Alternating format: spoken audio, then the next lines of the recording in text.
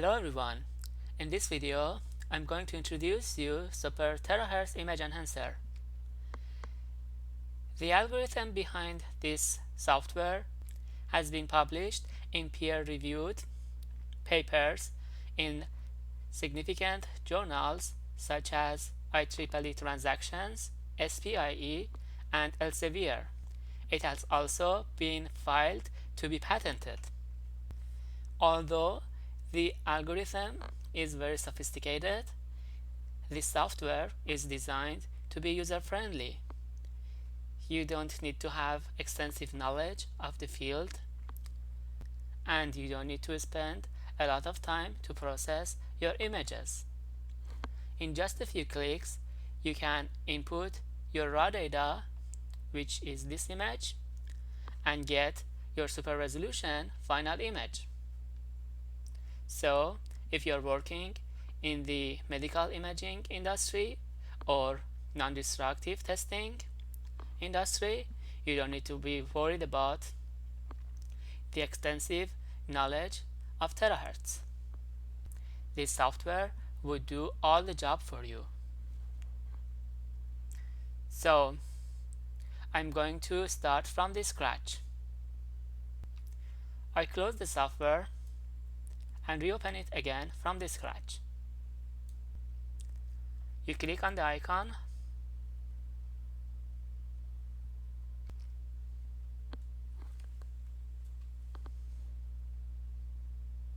It takes a few seconds for the software to appear.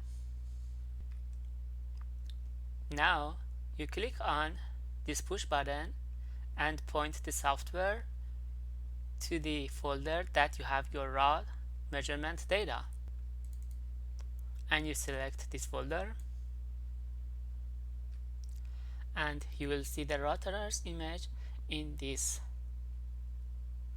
graph.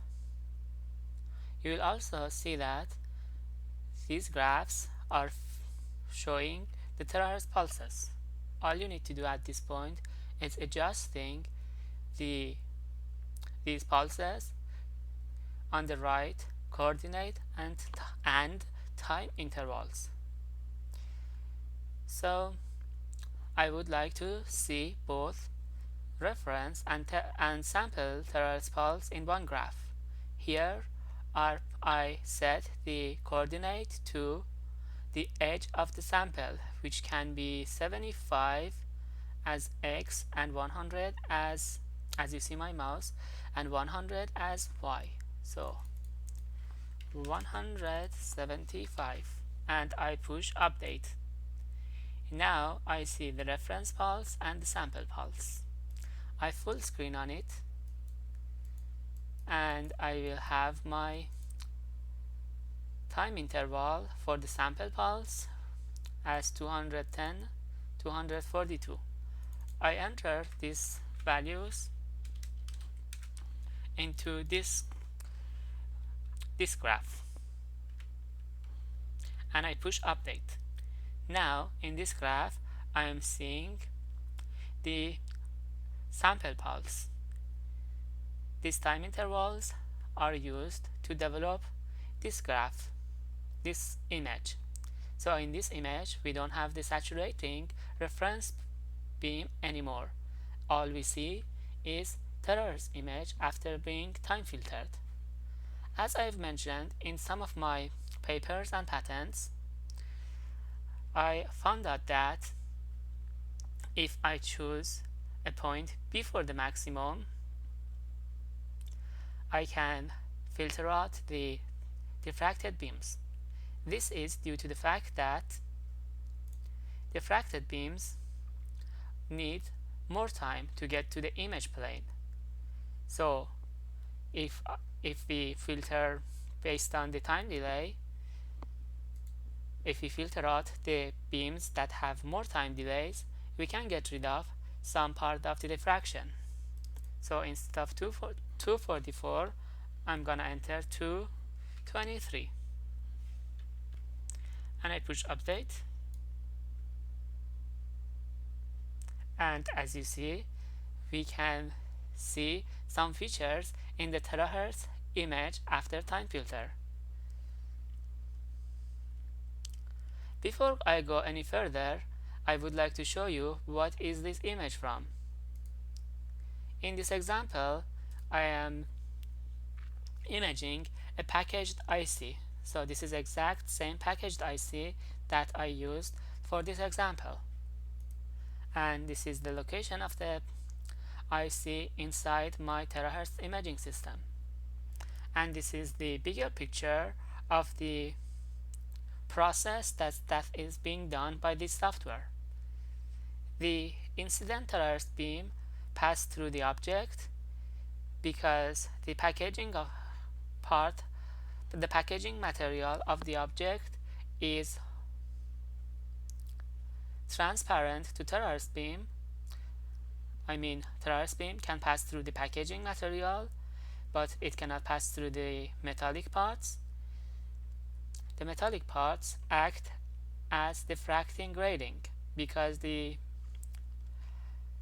distance between features inside the packaged IC have the same dimensions of the wavelength of the Terahertz beam. As a result, the Terahertz pulse gets diffracted, and because when the diffraction pattern is formed, the result would be a very blurry image. We want to image this point, but the beam is spread all through the imaging plane, as you see. All we need to do is getting rid of these diffracted beams that are blurring the image, because what we need is only this part of the beam which is perpendicular to the point that we want to image. We apply the time delay filter as I just showed you. We also can apply frequency domain filters and get a better image. After that, we develop a mathematical model of our pointer spread function and compute the convolution of this pointer spread function and the resulted image, and we get the final enhanced resolution Terahertz image. The reason that point spread function would help to find out all the details in the image is the fact that if you consider how this imaging system works, is that Terahertz beam raster scan the object. Just look at my mouse cursor. It raster scan one line, then it go to another line, and if we consider that this is the Terahertz beam, it would be like it raster scan this part, then another line, and so on and so forth. For a very long time, I was obsessed with the question why the resolution of Terahertz image is way lower than X-ray image. You see, this is X-ray image and this is Terahertz image. Then I printed the X-ray image of the object in a very large paper, and also I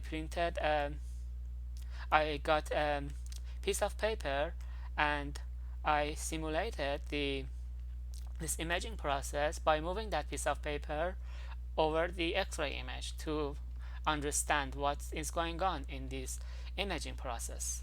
Then I found out that actually at first I didn't know that Terahertz image has a such point spread function. I had just a totally blank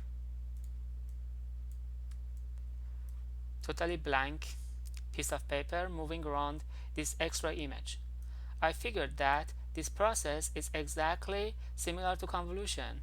So it's like this pointer spread function, this Terahertz beam, is convolved with this object function, and the result would be X-ray, it would be Terahertz image. Then I thought of this equation. Pointer spread function convolved by object equals terahertz image. I thought of it as a reverse problem. So I wanted this object function, which was the super resolution version of the terahertz image. Hence I wrote this equation as terahertz image deconvolved by point spread function equals object. I need to write it as deconvolve.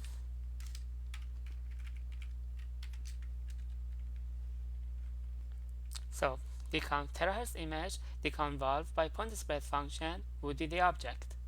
We have terahertz image, which is coming from our imaging system. This image, this very blurry system, this very blurry image. And we need object. So what we need to do is finding how this point spread function would look like. I did a lot of literature review, and I found out that no one had ever tried to mathematically modeled point spread function of terahertz images, terahertz imaging systems. I considered several facts. One of them, the fact that we need to go, when we are imaging, terahertz imaging, we are imaging the layers inside the object. So depth of focus or defocus is important. Our terahertz beams also have wide spectrum, as you see here. The spectrum is pretty wide. It starts from almost 0 to 1 terahertz. So we cannot consider terahertz beams as monochromatic beams. The terahertz point spread function, and I filed it as a patent and I published it in several journal papers in IEEE Transactions, SPIE, and Elsevier. I was very thrilled when I saw the results. So I developed this point spread function and I deconvolved it with this image. What I got was this image. I could see features that are not here. You see, we are seeing the features that are not in the original terahertz image. It's like a miracle. And I measured the size of these features with my X-ray image, and they are in less than 100 micrometer. They have less than 100 micrometer error. This is quite remarkable when we consider the fact that the resolution or full width half maximum of the terahertz beam at half a terahertz is 2 millimeter. 100 micrometer error is very remarkable. We are below diffraction limit by, say, 20 times. As you see, the size of the die has only 50 micrometer error, and the size of these wires has 79 micrometer error. I couldn't believe it myself. I had to experiment it on several samples, and they all showed the same behavior. They all showed all the features inside the item after this deconvolution. What I saw was also very important. If we alter this point spread function, we don't get this image. It would even get more blurry, so it's not a blind deconvolution. In previous articles, some other researchers had used blind deconvolution, or they had also modeled point spread function numerically.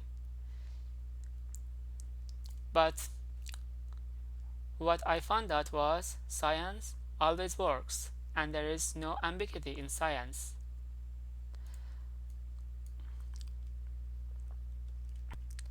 I used very old theories for developing this point spread function, and it works. Diffraction theory, Gaussian theory, and in old centuries, a few centuries back, when these theories was developed, scientists didn't have computers to test their theories. But nowadays, thanks to digital computers, we can implement those theories and get very exciting results. So let's go back to the software. Once we push this button, it computes the point spread function and the convolution of this image and the point spread function, and it gives us the resulted image. As you see, we can see a lot more details inside the image. In the next step, as I showed you in this diagram, based on diffraction theory, we know that the divergence angle is directly related to the wavelength. So the higher the wavelength, the more divergence. And we see that our terahertz pulse is very wide in terms of a spectrum. This is the spectrum of the reference, and this is the spectrum of the sample. The sample has the attenuation inside the sample is exponential. As a result, the pulse drops to almost zero, around 0.5 terahertz. But still, this part of the pulse is having blurry effect, so we would like to get rid of it. Also, this part of the pulse, the higher frequency part, is nothing but noise. If we use it, we also get blurry effects, noise effect on our picture. One more thing that I need to explain before we go forward is that in this panel we need to enter the parameters of our imaging system, such as numerical aperture and k-factor. In the imaging system that I used, numerical aperture was 0.35 and k-factor was 1. Also, the pixel size or the steps of my stepper motors that I used for raster scanning of the object was 50 micrometer. One other thing, as I mentioned, because we are imaging the layers inside the packaged item, is defocus. We need to know the location of the layer on z-axis as compared to the focal plane. Basically, because we are imaging a packaged item, we don't know where our layer is exactly located. Hence, having this option in this software and having this option in the equation that we developed for computing and modeling the point spread function helps us to make sure that we are computing the point spread function on the right layer. Let's go back to this presentation. In the inside of the object, if we get an X-ray image from the side of the object, we see that the layer that we are imaging is around 1 millimeter inside the packaged. So if we put the surface of the object exactly on the focal plane between these two lenses, our defocus would be around 1 millimeter. But still, we cannot adjust it very well because we don't see inside the object, and we don't need to get the X-ray image. We don't want to get the X-ray image to find out how deep is the layer. So we can adjust it by changing this parameter a little bit. So I put defocus of 0.7 and I recalculate my point spread function to see if my image gets better or not. As we see, it gets blurrier. If I go more toward focus, say 0.5, you will see that it's getting blurrier. Let's try 1 again and go beyond 1. As you see, as we are going farther than the focal plane, our point spread function gets larger, which is quite something that all of us experienced as kids when we were playing with lenses and trying to find the focus of the focal plane of the lens by playing it and focusing the sun beam. When we go off focus, the beam from the lens, the focused beam from the lens gets wider. So let's try 1.4. Oh, we get a better image, sharper image. So probably we are off focus by around 1.4. Let's try even more, 1.8. I don't see much difference. Let's try even 2 or 3, 2.5. As you see, 2.5 is too much. 1.5.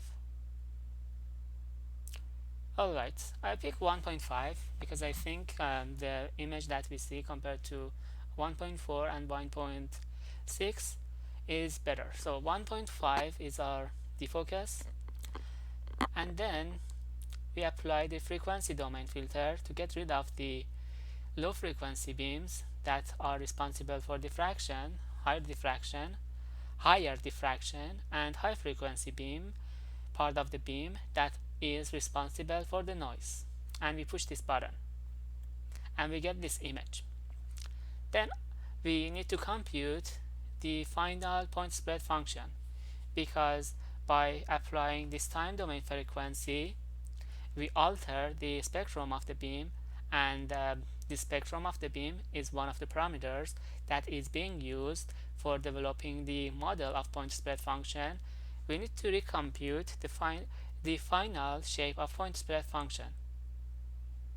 We expect to see a thinner point spread function. As you see, this point spread function as compared to this one is slightly thinner because we are using higher frequency part of the beam to develop this point spread function. You may ask why the amplitude of these 2 point spread function are almost the same, or even this one is more. This is due to the fact that we not only filter out the low frequency part of the beam, we filter out the high frequency part of the beam. So we have taken out a lot of noise from our calculations. That's why it doesn't get much smaller in terms of amplitude. And in this panel you can enter the low cutoff and high cutoff of your bandpass filter. If I was using a thinner object or an object with lower attenuation, I could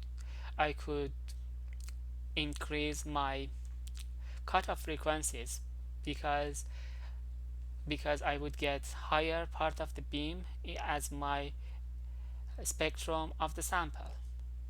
But here, as you see, the highest amount that we get is around 5.5, and the rest is noise. So we were very lucky that we could even get this part of the beam for developing our image. And as you see, once the software computes the point spread function, and the convolution of this point spread function and the image, we get the super resolution version of our image. We can go full screen and compute the size of the details inside our sample to make sure that um, this sample has the right qualifications that we wanted to find out about in terms of non-destructive testing, or if we are doing medical imaging, we can find out fractures or inconsistencies in our medical images. Or if we are doing material characterization, we can see the differences in terms of the characteristics of our material in the object or on the surface of the object, and a lot more features that you can find out based on your interest. Here also, by pushing this button, we can save all the raw data and all the data at once. And it was pretty much about this software. As you saw, although behind the scene a lot of computation is going on, this software is designed to be user-friendly and automated. If I didn't need to explain all of these, I could get the super resolution image in just a few clicks. So for the sake of demonstrating how user-friendly is this software and how quickly you can get your final result, I'm gonna close this software and, without doing a whole bunch of explanation, perform this process once more. I'm opening the software. I'm pointing the software to the raw data. I'm adjusting the time intervals for time filtering. Then I'm adjusting the coordinates for this graph and this graph.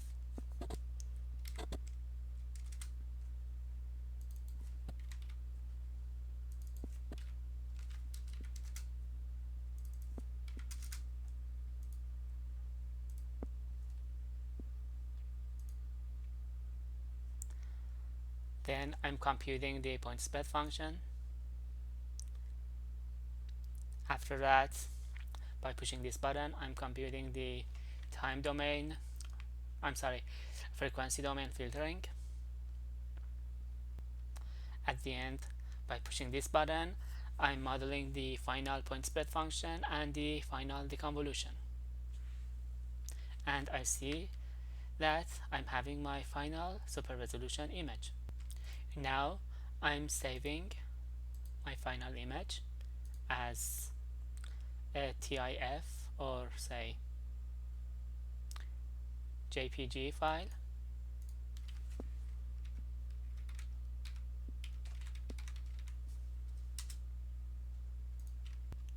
and we are all set. Thank you very much for your attention. Please feel free to contact me with your feedback, and I hope you enjoyed this scientific work.